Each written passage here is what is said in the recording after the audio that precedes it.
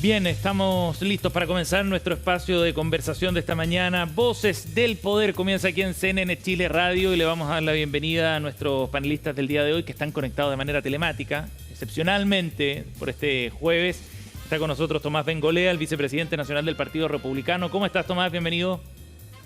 Muy bien, muchas gracias por la invitación. Saludos, Carolina y Seba. Ahí te vemos en pantalla y te escuchamos fuerte y claro. Y también nos acompaña el economista del Instituto Igualdad, Alan Álvarez. ¿Cómo estás, Alan? Bienvenido. Hola, Sebastián. Hola, Carola. Hola, Tomás. Buenos días. Buenos días. Buenos Listos días. para comenzar la conversación entonces de esta mañana. Yo creo que debiéramos partir por el escándalo que ha provocado el informe de la Contraloría, ¿cierto? Con estos 25.000 funcionarios públicos que, debiendo estar con licencia, o sea, en reposo por una licencia médica, Claro. Se registraron que habían salido del país. Hay anuncios de sumarios. De hecho, Hacienda le puso un plazo de 72 horas a las distintas reparticiones públicas para que inicien estos sumarios, para que se restituyan los dineros, y además se da a conocer la creación de este Comité Nacional por el Ausentismo Laboral. Empecemos contigo, Tomás. ¿Qué opinas de esto? ¿Cómo lo ves?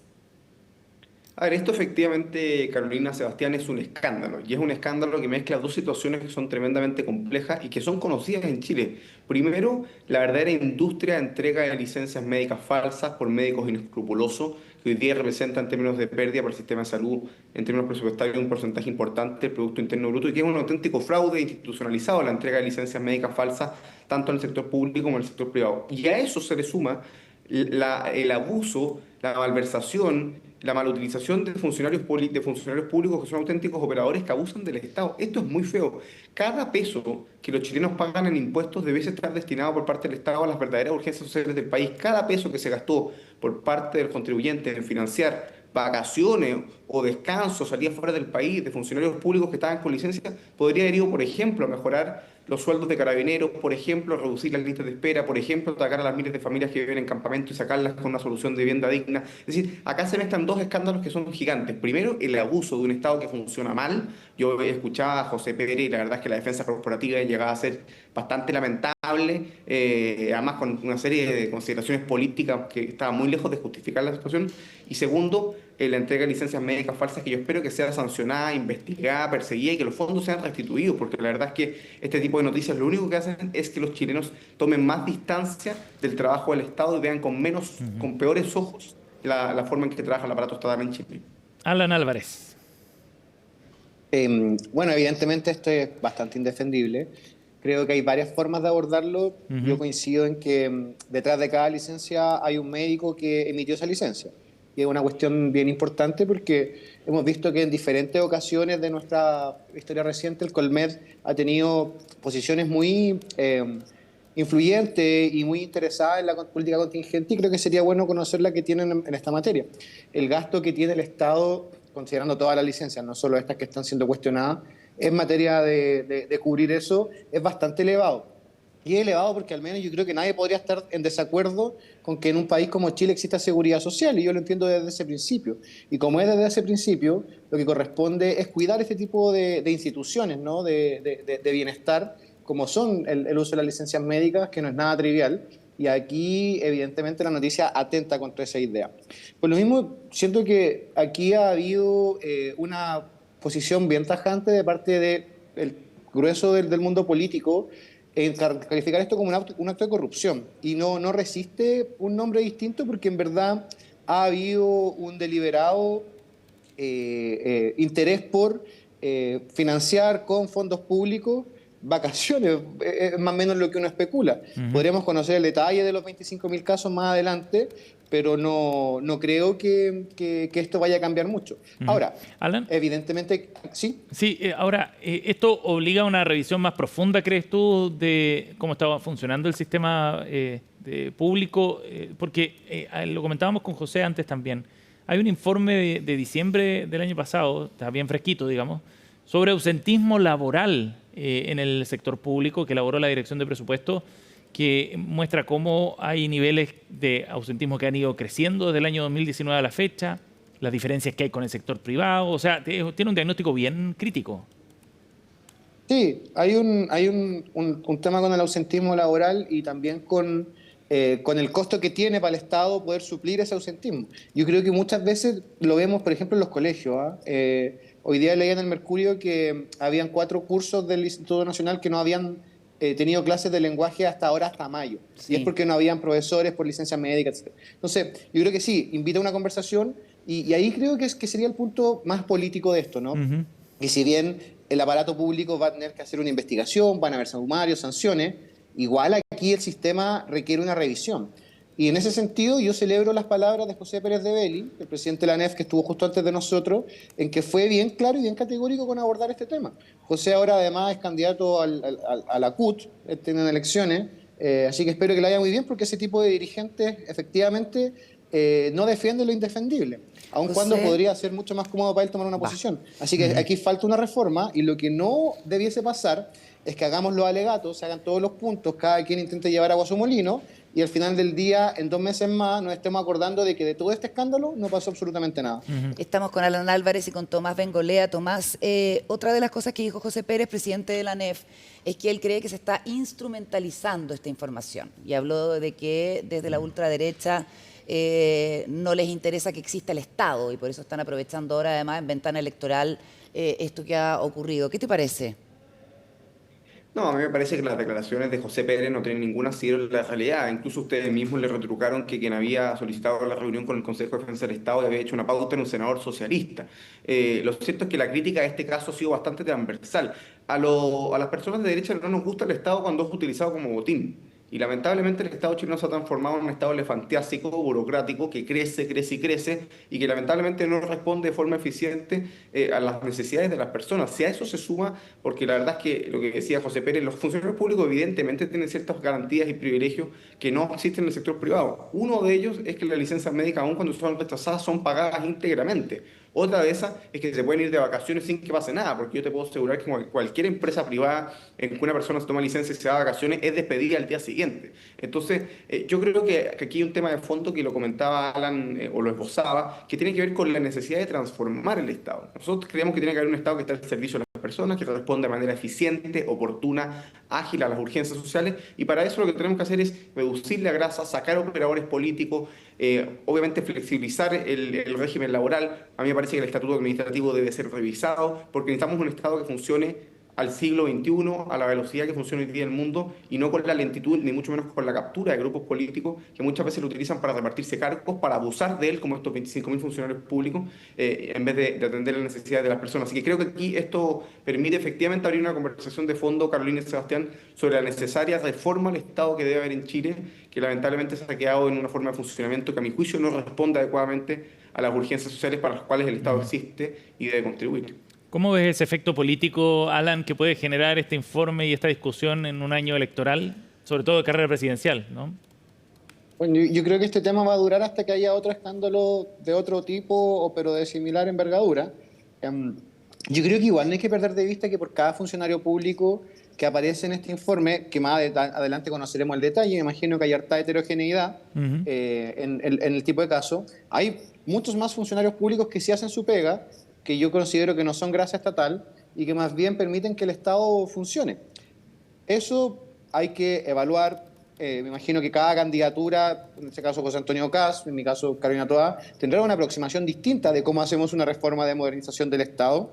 Lo importante es que existe un consenso en materia que hay que avanzar en tener un Estado más moderno, un Estado más eficaz, y puede ser probablemente, aquí yo creo que nadie pone en duda, que si tenemos, por ejemplo, gobiernos regionales, delegaturas presidenciales, provinciales, regionales, y tenemos seremías y generamos institucionalidad que se traslapan las funciones, termina siendo un traspaso de competencias de un lado a otro, efectivamente ahí hay un tema de pensar de nuevo el Estado en cierto ámbito, sobre todo en el proceso de descentralización. Pero suponer que con un Estado mínimo vamos a llegar a algo, yo creo que hay un problema, porque precisamente este tipo de casos, y aquí es donde hay que ser cuidadosos, y sobre todo desde mi sector tenemos que tener mucho, mucho cuidado, es que este tipo de discursos al final del día alimentan la idea de la motosierra, ¿no? Esto de un discurso Elon Musk, sí, un discurso como el de Elon Musk, como el de Javier Milei. Yo no sé si eso necesariamente es lo que el país quiere. Yo la creo que tijera de podar de Belín Matei. Sí, la tijera de podar. Entonces, yo creo que, no, sí, fue muy desafortunado porque el presidente Boric criticó las declaraciones de Matei y a las 2 horas aparecieron estos casos. Entonces, hay que tener cuidado con esto, cómo se aborda. Es imposible defender lo indefendible, pero sí lo importante, reitero, es que más allá de que esto se transforme en una discusión ideológica, hay que pasar a hacer una reforma o pensarla, o consensuar bases mínimas para que este tipo de situaciones simplemente no se repitan. Tomás. A ver, a mí me parece coherente que a Alan le parezca preocupante o esté complicado con el hecho de que se revise el Estado y que se achique el Estado. A mí me parece que el Estado chileno hoy día es mucho más grande de lo que se necesita. Somos de los países con más ministerios en América Latina, cada gobierno ha ido creando un ministerio nuevo. Hoy día el Ministerio de Salud es el año que ha tenido más presupuesto en su historia, nunca había habido más personas en listas de espera. Hoy día hemos estatizado buena parte de la educación escolar y tenemos los resultados a través de los servicios locales de educación pública que todos los chilenos conocen, con un 70% de los papás rechazando el sistema de admisión. Es decir, hemos tenido una creciente intervención del Estado en distintas áreas de la vida social, producto de diagnósticos políticos, a mi juicio, equivocados, pero que lamentablemente no han tenido mejores resultados en términos de calidad de vida. Y yo creo que eso es algo que hay que revisar. Nosotros, el Partido Republicano, creemos en el Estado, creemos en el Estado subsidiario, es decir, en un Estado que actúa de manera eficiente, oportuna, eficaz, ahí para apoyar a aquellas personas que necesitan el apoyo del Estado. Pero no creemos que el Estado deba meterse en aquellas actividades que funcionan bien, ni mucho menos. Creemos que el Estado tiene derecho a cobrar el impuesto a las personas para luego no hacer su pega, ni mucho menos para malgastar la plata. O sea, aquí tenemos problemas reales. Piensa tú, Sebastián y Carolina, lo difícil que es ir a cobrar el impuesto a una familia que vive en Tirúa o que vive en Cañete, donde el Estado no asegura ni lo más básico que es poder transitar libremente por las calles. Entonces, frente a esa realidad, me parece que hay que hacer un trabajo de fondo que no requiere solamente consenso, requiere mucha determinación. La motosierra, la tijera podar son buenas caricaturas. A mí me parece que lo importante es la determinación de hacer una transformación al Estado que reduzca la grasa, con total tranquilidad para los funcionarios públicos que hacen su pega, porque ellos no van a ser tocados y que efectivamente podemos evaluarlos y trabajan bien. Y como anunció José Antonio Castro hace algunas semanas, hacer una auditoría externa total al Estado los últimos 4 años para saber cuántas personas se han contratado, en qué trabajan, cuánto ganan, cómo están siendo evaluados, qué pasa con los programas sociales con mala evaluación, entre tantas otras cosas que sabemos que en el Estado funcionan mal y lamentablemente se replican en el tiempo sin mayor determinación. Estamos junto a Tomás Bengolea y Alan Álvarez en nuestro espacio Voces del Poder. Nos vamos a hacer una pausa. ¿Les parece? Al regreso les dejamos planteado el tema de inmediato. Hablaremos sobre lo que está ocurriendo en torno al caso Procultura. Hay novedades en la arista judicial, también a nivel político. Lo comentamos al regreso en CNN Chile Radio.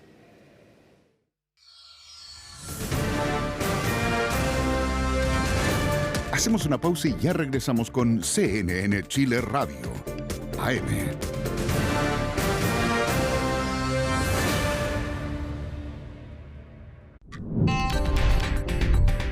Robert Francis Prevost es el nuevo líder de la Iglesia Católica, quien llevará su papado bajo el nombre de León XIV. ¿Quién es el nuevo papa? Te lo contamos.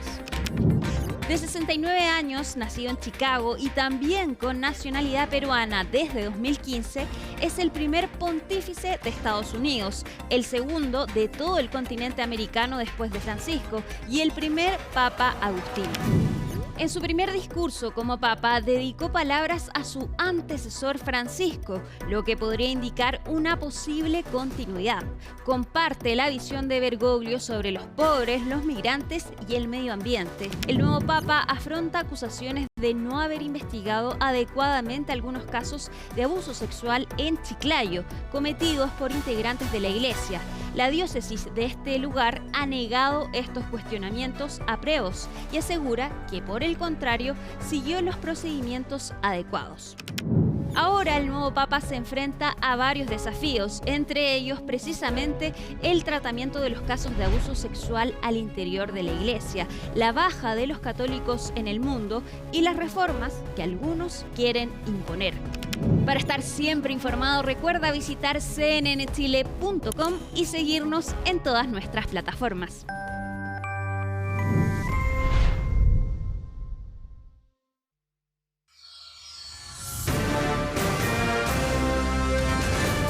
Estamos de regreso en CNN Chile Radio, AM.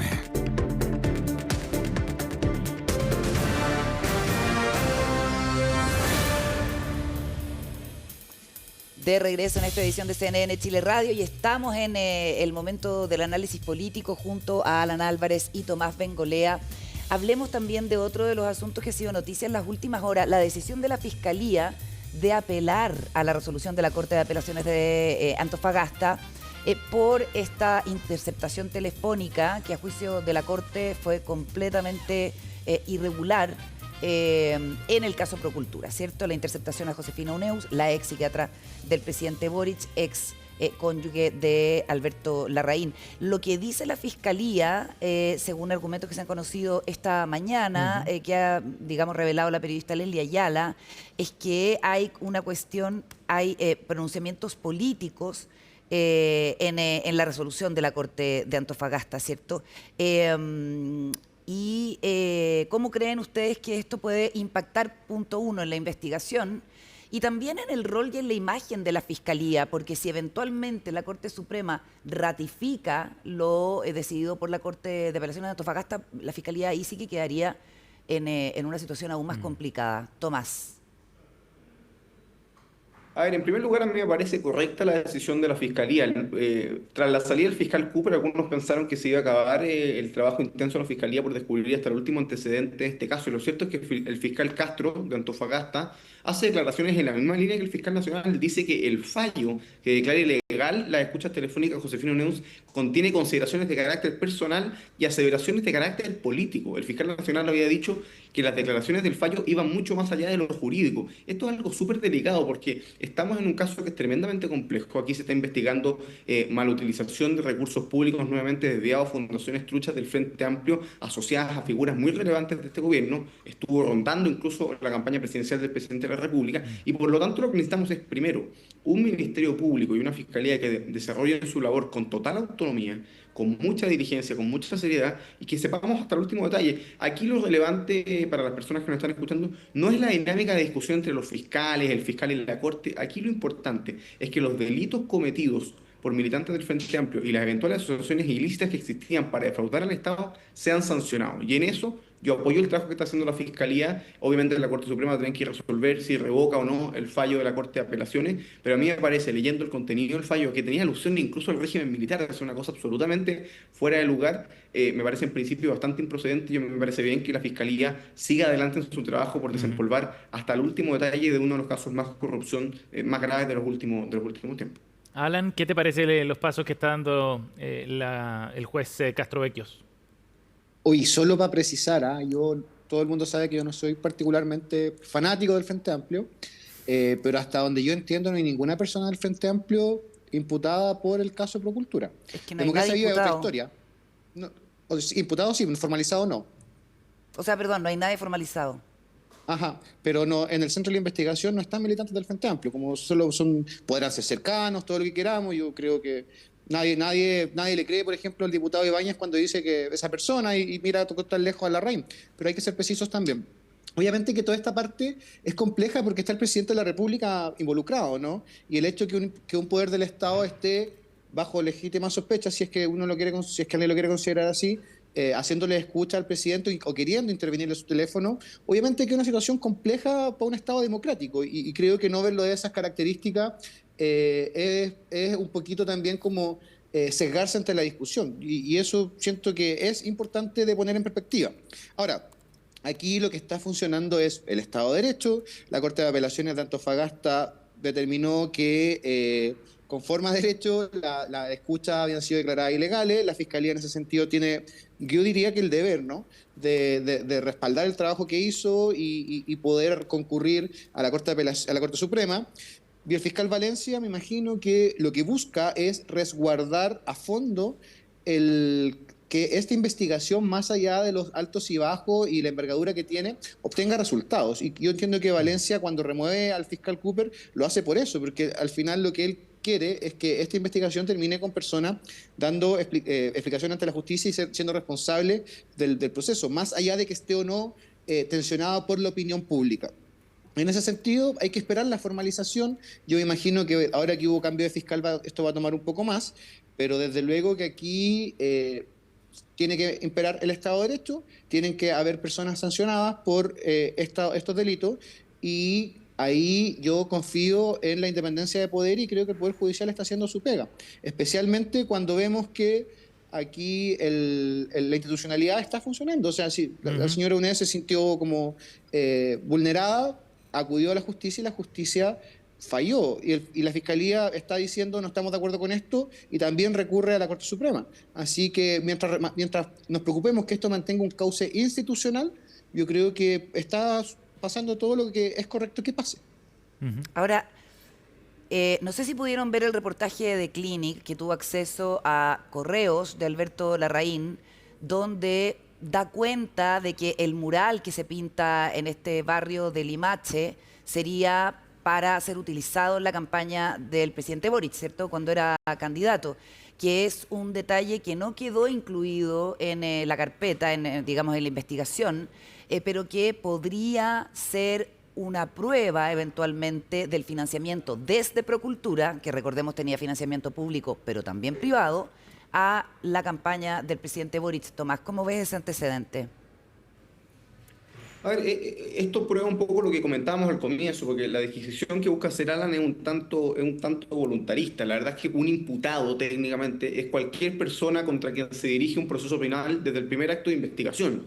Y varios de esos actos de investigación son privados, entonces pueden haber personas imputadas que ni Alan ni yo sepamos que son imputados. El reportaje de Clínica es muy complicado porque efectivamente vuelve a tornar la investigación y el caso de corrupción en general de Procultura al presidente de la República. Y aquí ha habido un baile de máscaras, Carolina Sebastián, que es bien triste. Todo el mundo reniega de Alberto Larraín. O sea, o este tipo no tenía amigos o era un mentiroso, porque lo cierto es que todas las personas con las que se relacionaba hoy día dicen que no lo conocen. El gobernador Orrego, con quien se abrazaba, dice que no tiene mayor relación. Diego Ibáñez dice lo mismo. El presidente Boric no ha dicho mayor palabra. Entonces, yo creo que acá tiene que investigarse a fondo porque, de nuevo, yo concuerdo con Alan. Lo que ha ocurrido son cosas naturales en los marcos de una investigación y de un proceso judicial. Hay una investigación de la Fiscalía, hay una decisión de un juzgado, la Fiscalía apela, vamos a ver qué dice la Corte Suprema. Pero lo importante y lo que los chilenos están esperando es que se sepa cada detalle de qué pasó con los recursos que del Estado se entregaron a Procultura, en qué se gastaron, quiénes fueron los involucrados, qué tipo de delitos hubo, si hubo fraude del fisco, si hubo estafa, si hubo administración desleal, si hubo malversación de fondos públicos y qué personas estaban involucradas. Esa es la primera lista. Y la segunda,